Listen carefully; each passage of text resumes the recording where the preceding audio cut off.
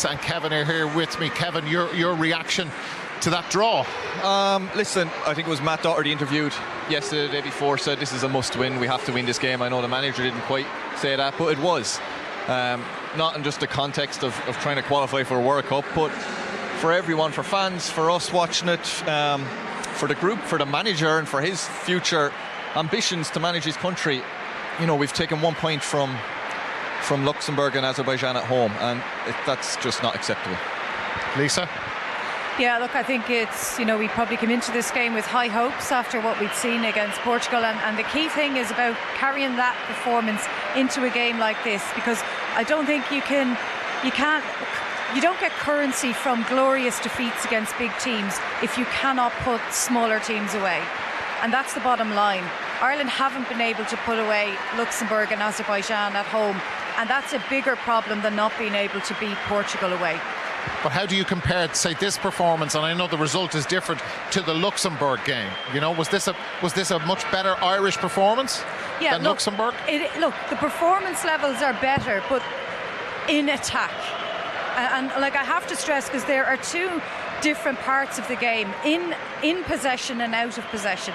And Ireland are showing great signs in possession, but our shot conversion rates are horrendous, okay? The amount of chances we created tonight, and we've put one ball in the back of the net. But for me, the bigger issue, and at the higher level of the game, these games matter on the tiniest margins and the smallest moments of the game. And that's when goals are decided. Azerbaijan got pressure on the ball how many times and block shots, and we didn't do that tonight. And that's the basics of defending. And we got caught out for it before in this campaign. We got caught out for it on Tuesday night against Portugal, and we've been caught out for it again tonight. And for me, that is unforgivable at this level. Kevin, we did create 20 scoring chances. Yeah, but we were relying on the centre half to get us out of trouble again. No, listen, we had the chances to score goals, but we didn't do it, Dara. And it was more, in my opinion, Azerbaijan sitting back and hoping to get one of their first ever wins away from home. They were hoping, sitting back, like we did against Portugal, inviting pressure on, and that's why we dominated possession. In the first half we didn't, because it was right up to half time, it was 0-0, and they were coming out and trying to create themselves. I think it was 50-50 possession. Second half there, praying to God they can get the 3 points away from home, and they sat back, and that allowed us to get into the game and create the chances that we couldn't take. And they weren't clear-cut chances, they were half chances, but thank God for Shane Duffy's header. Okay, Lisa and Kevin are here with me. And actually, Lisa, that's more or less put a cap on us, finish second in this group, isn't it, in terms of World Cup qualification? That's absolutely. 13 points is the most we can get. Absolutely. And look, to be fair, we probably knew qualification was beyond the realms of possibility coming into this. There was a glimmer of hope, and as football fans, we always hang on to those little moments of hope.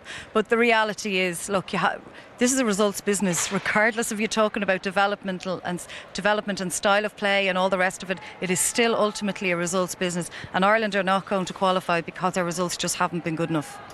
So would you, Kevin, be critical of Stephen Kenny? I would have tonight. I thought some of the positional changes and some of the changes were unnecessary. We spoke beforehand about it, but we talked for the last 6 months since he got the job. He's been forced into changes. COVID, players injured. Tonight he was forced into one change with Dara Shea. The others he brought on himself. I thought after a good performance, Matt Doherty and Seamus Coleman in the wing back, I thought Seamus didn't look himself back in the tree in the centre half. He's more natural on the right hand side. He was brilliant against Portugal as a right wing back. I thought it was unnecessary. We didn't need to put him in with the three at the back. We could have left Matt where he felt really comfortable and talked about how he really enjoyed playing there the other night. I just thought it looked uncomfortable for Troy Parrott. They're trying to put three forwards on there, but he was playing, he didn't know whether he was coming short, he didn't know to go long, he didn't know whether he was to go out on the wing or to come inside. He just looked like it wasn't natural to him in that position. So just thought we should have stuck more with what we did the other night, given those lads a chance. Listen, it's early in the season, talking about they haven't played games. Yeah. Nobody has played games. And 2 games in 3 days. Like I know I made that point earlier on with Ray, that the fatigue factor is a hot night. It's the same for us. Yeah. They got beat by Luxembourg the other night. How do you think they felt coming here? They've beaten 2-1 by Luxembourg. Their confidence was down on the floor. They're coming here. They've had a tough game. Mentally, they're destroyed, just like we are from the other night. So that side of it, I don't have. People are saying our players aren't playing games. Well, at this stage of the season, in early September, nobody's played games. A few lads in the first team have played 2 or 3 games in the league. That's it. So they haven't missed out on fitness. They've had a good pre-season. That excuse works end of October, November when those internationals come around. But right now, that doesn't count. So, I thought McGrath was very good out in Portugal. He didn't play tonight. I just thought it was unnecessary changes just when we had a chance to have a settled team for 2 games. But I think you can't move away from the fact either that there was large elements of the performance tonight that were really good. And the reason we're here having this conversation and being downhearted is because we didn't put the chances away. We did create them, and we didn't defend properly when we had to. Yeah. And that, regardless of personnel, I mean, it's probably our most experienced players that haven't pressed the ball properly tonight and in Portugal. So I don't think we can get away from the fact that, we talk about using the young players all the time. You still have to do the basics right. Yeah. You don't win games if you don't put the ball in the back of the net. And indeed, but say that pressing example, and you showed us at half time, we talked about it beforehand, about just these little details which actually turn out to be huge details. But why does that happen with experienced players? To me, my uneducated eye, that seems like a basic. It is, and they are the basics, but they are the moments that cost games and that win games. And that is the difference at the elite level of the game, at the highest level of the game. They often are the margins. And that's why you need players who can be consistent in their performance. Players who are going to play at the highest level of the game are able to do it in all the moments, or most of the moments, or the most important moments of the game when it matters. But at this level, those mistakes are costly. And if you were the Azerbaijan analyst or the Azerbaijan coaching team, you would have said, if they don't press the ball, keep going and shoot. And if they looked at that from an Irish point of view tonight, because it is starting to become a little bit of a habit in the team. Not all the time, and there's some great examples against Portugal the other night of brilliant pressing of the ball, but you have to do it all the time in the moments that matter, because their goal was never on until we didn't press the ball. Sure. Let's have a look at the Shane Duffy goal, the equaliser, which gave us, from an Irish perspective, hope that maybe there might be a win out of this. Kevin, do you want to do this? Yeah, listen, we got into these positions lots of times. And this time, in fairness, we got a good ball into the box. And Shane Duffy gets in there and he scores goals like that all the time. Ireland have a habit of relying on a centre half to come up with a big goal for us. What a night. Listen, it was a good ball in. You expect him probably to score. What annoyed me, but never mind the goal, was when we scored the goal, Dara, they looked like the ones who were going to get the winner. All of a sudden you think, okay, we scored this goal, there's 5 minutes left, we're going to win this. And they all of a sudden come out of their shell. And I think they were going to come down the other end and look like they were going to win the game. So you're just frustrated with performance. We're talking about why we didn't close people down. The other night after the game, Stephen said it was a heroic performance when we got beat by Portugal. And I would have liked him to come out and say, you know what, lads, if we'd have closed down the players, didn't let the crosses in, we'd have won that game. Instead of coming out and being really excited about a performance of getting beat by Portugal, come out and say we have to do better in situations, we have to manage a game with 5 minutes to go, we have to be better in those situations. And he didn't do that, and players would take that on board if they heard that and be a lot more aware tonight, whereas it feels like they got away with it and were just patted on the back and say well done and go tonight, and it manifests itself again on the pitch. We did create an awful lot of chances, Lisa. There's a rake of these, I think 20. Now, was it 4 or 5 of them actually did end up on target, but we're not going to show all 20. Yeah, no, and look, I mean, some of the passing and the moving was just lovely to watch. And I have to say, there's large aspects of tonight's performance that I really enjoyed. Some of the passing and moving was great, but you still have to put the ball in the back of the net. This is an example, where so many times the ball just goes straight to the keeper. You have to work the keeper and make him move. Ball comes into the box, and again, a lot of these chances, we say it all the time, but a lot of these chances are coming from crosses, and it might be old-fashioned, but you look at it, it's cross after cross after cross, numbers into the box, and they were the moments that we created our best opportunities.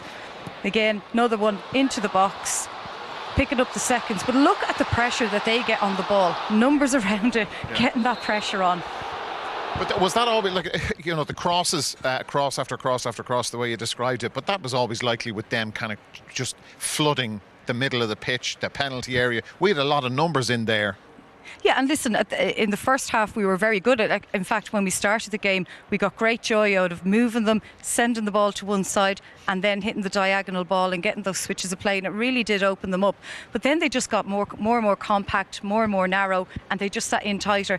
And we just ran out of ideas, and then it was ball go wide into the box. And listen, if we'd scored another goal, we'd be talking about a win tonight and everybody would be buoyed by that. But the reality is we didn't.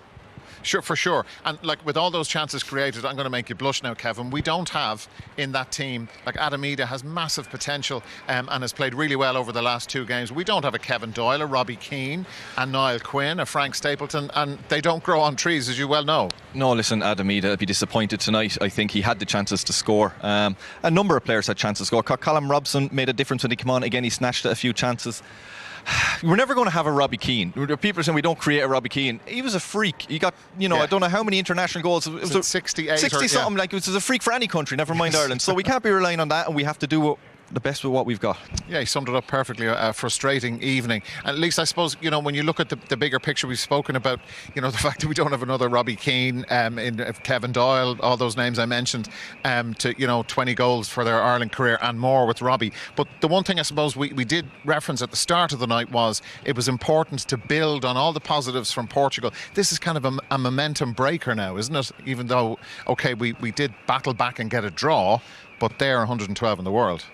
Yeah, and I think, it's a really good point because, after a performance against Portugal, and we spent so much time without the ball and the physical fatigue, but also the mental and emotional fatigue after conceding such 2 late goals, you have that almost resurgence in you and that opportunity to come home, play in front of your supporters, get a game against a team that you're expected to beat, go and get a few goals and created enough chances to do it. And this defeat or this draw will feel like a harder defeat than the one against Portugal will. And I think it's harder to lift yourself. And listen, they're professional footballers. They will lift themselves, and that's their job, and that's what they will do. And any player playing for their country will do that. But I do feel that this one almost sucks the energy and the life out of you, just like the fans almost sucked the ball into the back of the net for the goal. It's one of those ones. I think this one's going to be harder for the players to recover from than the one against Portugal. Well, they don't have much time to recover because we're back here on Tuesday night with Serbia. Now, Serbia had a big win today, beating Luxembourg by 4-1. Nikola Milenkovic with the 4th goal. That was at home in Serbia. And, a very comfortable win for them. And the Serbs are here on Tuesday night playing the Republic of Ireland. And that's the thing, Kevin, I suppose they don't have much time to hang around. There'll be a lot of tired bodies. Actually, the players who weren't involved in the match today are out behind us going through a cool-down session at the moment. Yeah, it's how do you pick them up after that? How do you pick them up after the Portugal game? You come here today. To me, that draw tonight, after how we played with Portugal, is more deflating than losing to Luxembourg. It's a big 4 games in this group in the next month or 2 for the manager, for those players, and how we, going forward in the future. Okay, we're out of time.